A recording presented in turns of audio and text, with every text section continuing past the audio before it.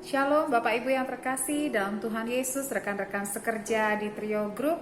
Hari ini kita bersyukur kita masih dapat bersama-sama merenungkan firman Tuhan melalui pemuritan Trio Group minggu ini. Dan kita akan melanjutkan pembelajaran kita dalam rema firman sepanjang bulan Desember ini, yaitu Joy to the Work. Mari kita satukan hati, kita berdoa, kita mohon pimpinan Roh Kudus. Bapa di dalam surga, kami sungguh bersyukur Tuhan, karena kami tahu di bulan Desember ini Tuhan akan menurunkan sukacita besar bagi setiap kami dalam usaha, pekerjaan, keluarga, kehidupan kami pribadi lepas pribadi. Kami percaya Tuhan bahwa sukacita Natal itu akan sungguh kami rasakan. Hari ini kami akan belajar firman-Mu, kami mohon Roh Kudus menuntun, memberikan kami hikmat yang baru, agar sungguh kami dapat dibangkitkan, dibangunkan, dan sungguh kami dapat dipakai oleh Tuhan untuk kerajaan sorga. Terima kasih Bapa, di dalam nama Tuhan Yesus kami berdoa, kami bersyukur. Amin. Saudaraku, ketika berbicara mengenai joy to the work, mungkin ada beberapa orang yang berpikir mana bisa, karena pekerjaan itu banyak sekali pressure-nya, banyak sekali tantangannya. Hari-hari belakangan ini tantangannya berlipat kali ganda. Atau ada orang yang berpikir joy to the work, ya jelas bisa dan mudah. Itu dapat saja terjadi dengan mudah kalau apa yang kita dapatkan dari pekerjaan itu jumlahnya besar, dalam bentuk gaji, bonus, insentif, fasilitas-fasilitas. Pasti saya akan dengan sukacita bekerja. Tapi belum tentu saudaraku, ada banyak orang yang mendapatkan penghasilan besar di dalam pekerjaannya, di dalam usahanya, tetapi tetap tidak punya sukacita di dalam pekerjaannya. Hari ini kita mau belajar bagaimana pekerjaan sesederhana apapun itu dapat mendatangkan sukacita besar dalam kehidupan kita. Kita akan belajar dari tokoh Natal yang luar biasa dan ini sangat menginspirasi, yaitu dari Maria. Kita mau baca dulu dari Lukas 1 ayat yang ke-38.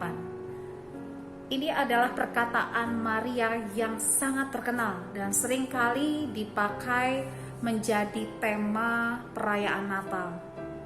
Dikatakan demikian, kata Maria, sesungguhnya aku ini adalah hamba Tuhan. Jadilah padaku menurut perkataanmu. Lalu malaikat itu meninggalkan dia. Ini adalah satu hal yang sangat luar biasa yang bisa keluar dari mulut seorang gadis perawan yang masih kecil, yang usianya mungkin sekitar 16 tahun. Kalau kita lihat saudara dan kita telaah lebih dalam, pekerjaan Maria adalah suatu pekerjaan yang sebenarnya itu sesuatu yang biasa, bukan sesuatu yang hebat. Tidak seperti anak-anak zaman sekarang ya, anak-anak gadis. Kita banyak lihat sekarang ini sudah menjadi entrepreneur, sudah menjadi manajer, sudah menjadi pemimpin perusahaan. Tetapi zaman dulu anak perempuan pada khususnya, pekerjaannya adalah pekerjaan sederhana. Yang terutama adalah dia bertugas untuk memberikan keturunan kepada suaminya, untuk melahirkan anak. Lalu tugas-tugasnya yang lain ya mengurus keluarga, mengurus rumah tangga, membuat makanan, lalu kemudian membuat pakaian, karena waktu itu pakaian tidak dibeli, tapi pakaian kebanyakan dipintal sendiri. Itu tugas perempuan. Nah, tugas-tugas ini adalah pekerjaan-pekerjaan, peran dan profesi yang sangat sederhana di masyarakat pada waktu itu.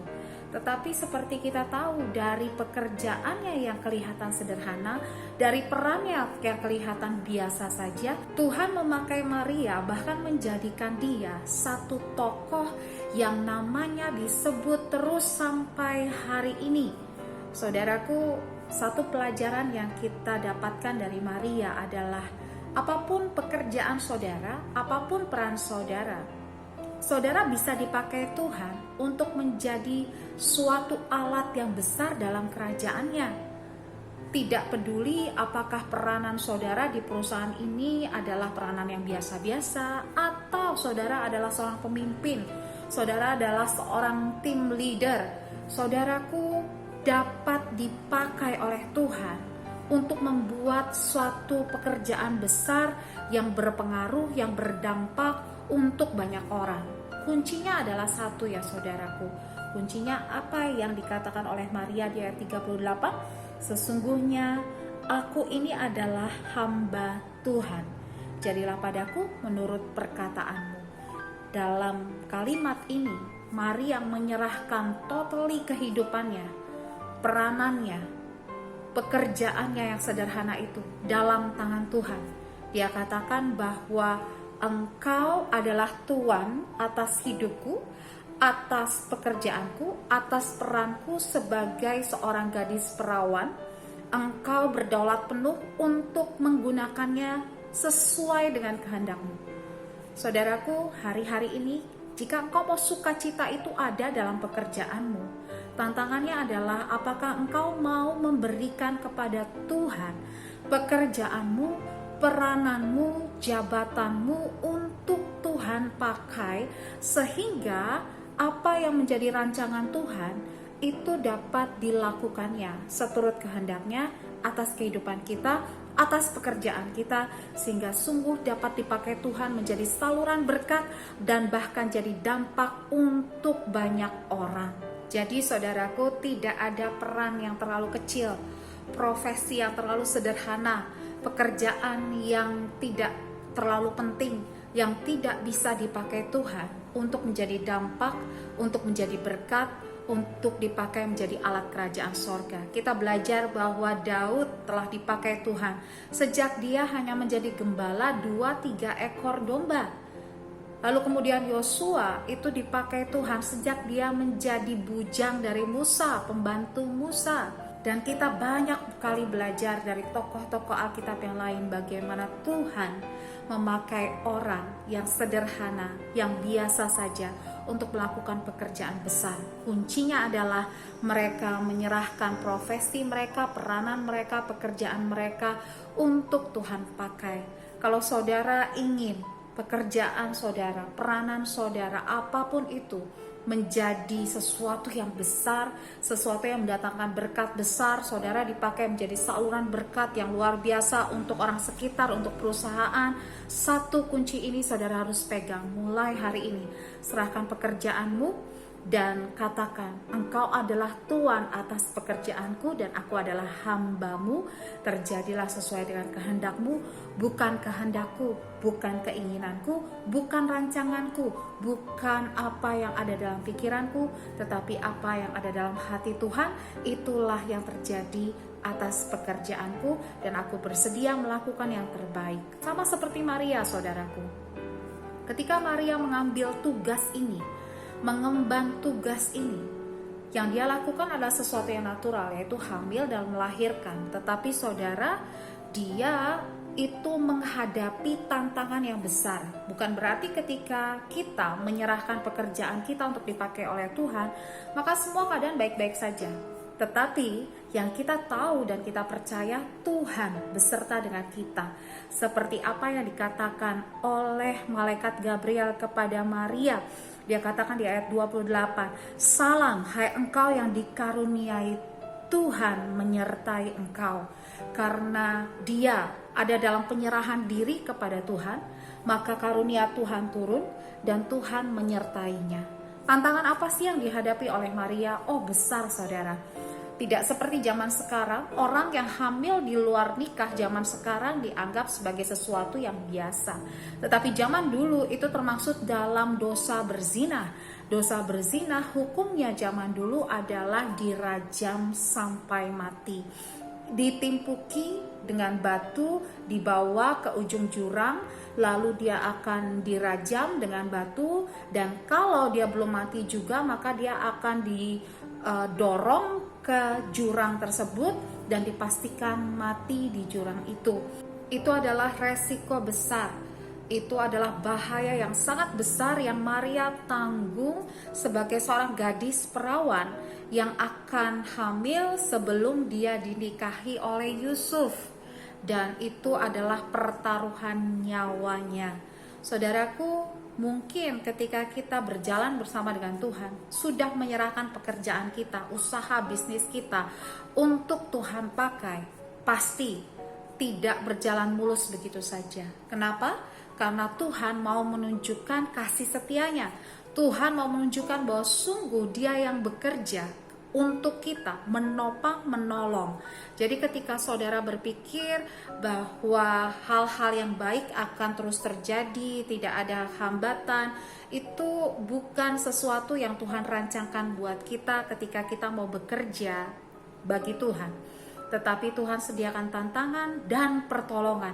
Melalui tantangan itu kita akan semakin didewasakan, iman kita semakin diteguhkan, dan melalui pertolongannya kita akan melihat bahwa Tuhan punya cara yang luar biasa untuk menyelesaikan tantangan dan masalah kita, sehingga kita tidak takut lagi jika ada banyak tantangan di hadapan kita.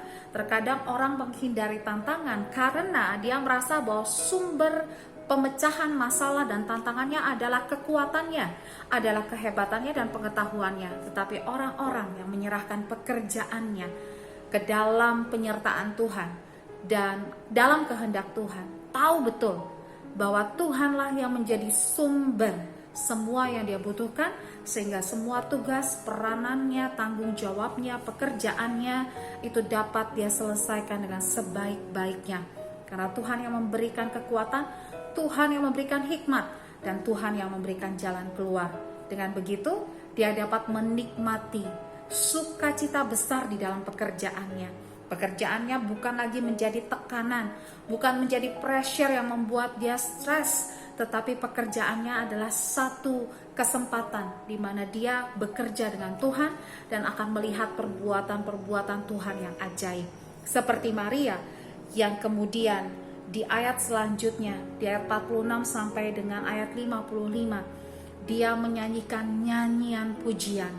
Dia bersuka cita, dia memuliakan Tuhan. Walaupun apa yang dia emban adalah tugas yang besar, yang penuh dengan tantangan, yang penuh dengan bahaya, tetapi hatinya penuh sukacita karena dia tahu dia sedang dipakai oleh Tuhan. Karena itu pastikan, mulai hari ini, engkau menyerahkan pekerjaanmu untuk dipakai oleh Tuhan.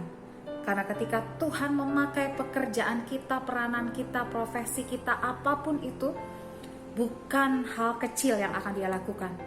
Dia Allah yang besar, dia pasti akan membawa kita naik dan tidak turun menjadi kepala dan bukan ekor.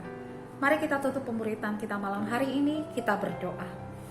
Bapa di dalam surga, terima kasih Tuhan untuk pembelajaran malam hari ini. Biarlah setiap kami sungguh punya hati seperti Maria, menundukkan diri di bawah kehendak Tuhan dalam pekerjaan, usaha dan bisnis kami, apapun tanggung jawab dan peranan kami. Tidak ada hal yang terlalu kecil, tidak ada yang terlalu besar yang tidak bisa Tuhan pakai untuk pelebaran kerajaan Tuhan melalui kehidupan kami, melalui usaha kami.